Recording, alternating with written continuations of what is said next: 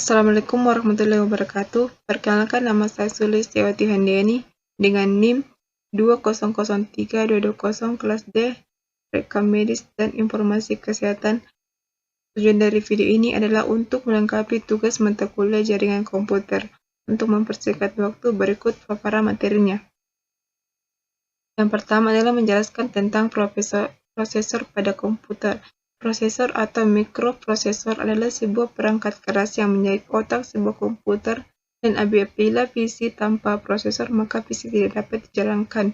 Prosesor sering juga disebut sebagai pusat pengendalian atau otak komputer yang didukung oleh komponen lainnya. Jenis-jenis prosesor yang pertama, prosesor Intel dan prosesor AMD. Sejarah prosesor. Pada tahun 1971, komponen ini disebut sebagai mikroprosesor untuk pertama kalinya dibuat oleh para teknisi dari perusahaan elektronik Intel. Mikroprosesor adalah sebuah IC yang digunakan sebagai otak atau pengolahan utama dalam sebuah sistem komputer. Chip tersebut diberi nama Intel 4004 dan didesain oleh Inhofe, Federico Faggin, dan Stan Mayer. Fungsi dan bagian dari prosesor yang pertama adalah control unit. Sebuah peralatan pada sistem komputer dikendalikan dan diatur oleh bagian ini. Perpindahan data memori utama dieksekusi di bagian ini, untuk kemudian dikirim kembali hasil ke memori utama. Setelah itu, layar monitor akan menampilkan hasil output atau hard disk akan menyimpan data hasil olahan tersebut. Yang kedua, arithmetic and logical unit. Perhitungan matematika atau aritmatika semuanya dilakukan pada bagian ini tanpa terkecuali. Selain itu, apabila program atau software yang sedang kita gunakan mengalami masalah, maka akan ada informasi peringatan kesalahan seperti error warning yang akan tampil di monitor. Yang kesemuanya itu dilakukan oleh bagian ini. Yang kedua, menjelaskan mengenai RAM dan pada komputer. RAM adalah panjangan dari Random Access Memories, di mana sebelumnya semua data maupun program dimasukkan terlebih dahulu kepada input dan disimpan terlebih dahulu ke memori yang utama. Maka RAM ini adalah memori utama tersebut. Tentunya RAM ini dapat ditulis, dikopi maupun dihapus oleh programmer. Fungsi RAM adalah sebagai tempat penyimpanan data sementara. RAM bekerja dengan menyimpan dan menyediakan data yang diperlukan di mana dibutuhkan oleh prosesor dengan cepat untuk diolah menjadi informasi. Jenis-jenis RAM diantaranya adalah Dynamic Random Access Memory, Synchronous Random Access Memory, Rambus Dynamic Random Access Memory, Static Random Access Memory, Extended Data on Float Random Access Memory, Respect Mode RAMs, dan Flash RAM, serta Double Date RAM SDRAM. Sejarah RAM pertama kali ditemukan oleh Robert Denhart. Setelah itu, Intel memproduksi RAM untuk pertama kalinya pada tahun 1968. RAM lebih awal diproduksi bahkan jauh sebelum penemuan PC pada tahun 1981. Setelah komputer diciptakan, perkembangan RAM dimulai. Dibutuhkan tegangan sebesar 5,0 volt pada saat RAM mulai diproduksi sehingga RAM bisa bekerja dengan frekuensi sebesar 4,77 MHz. Jelaskan tentang ROM pada komputer.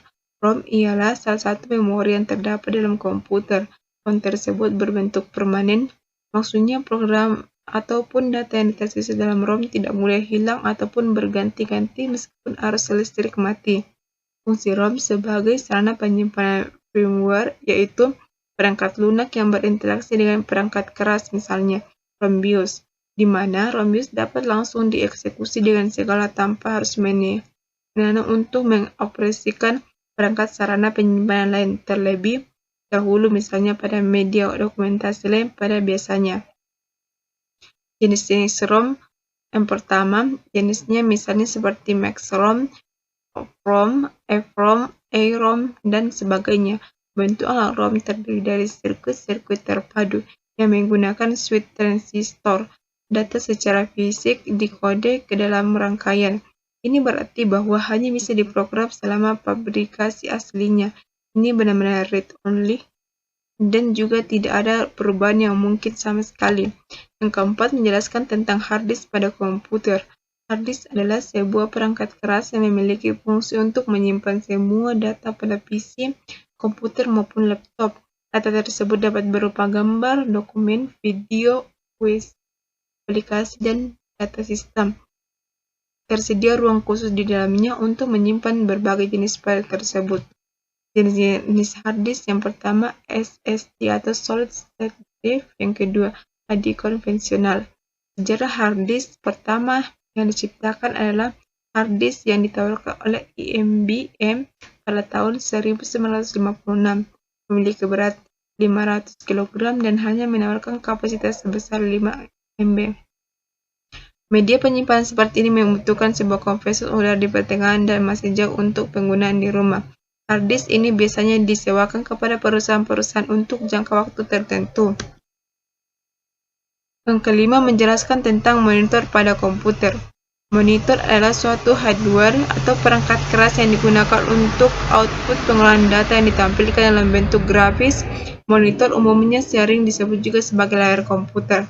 Fungsinya yaitu sebagai alat untuk output menampilkan hasil pemrosesan data-data berupa biner dan untuk menampilkan data-data berupa grafis supaya pengguna mengetahui apa yang sedang dioperasikan pada komputer.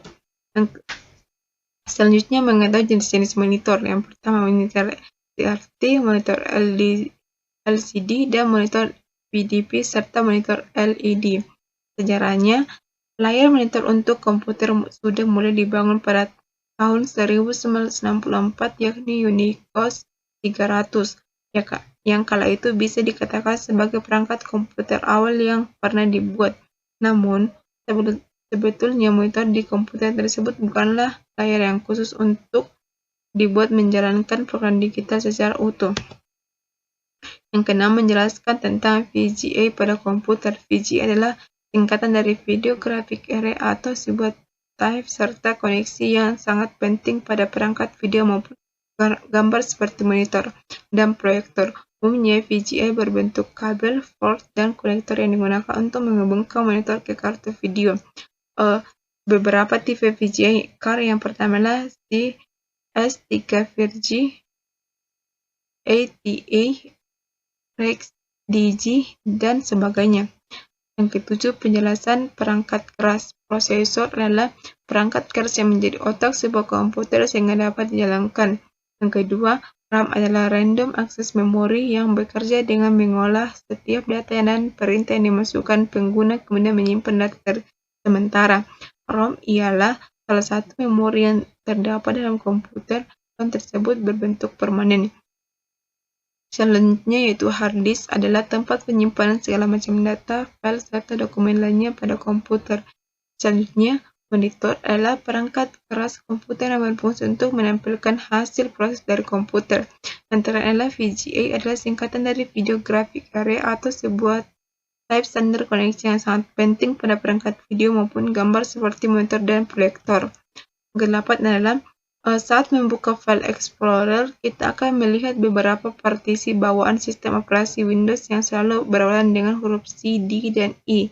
Sementara, untuk flash disk atau USB drive, mereka kebagian nama P dan G.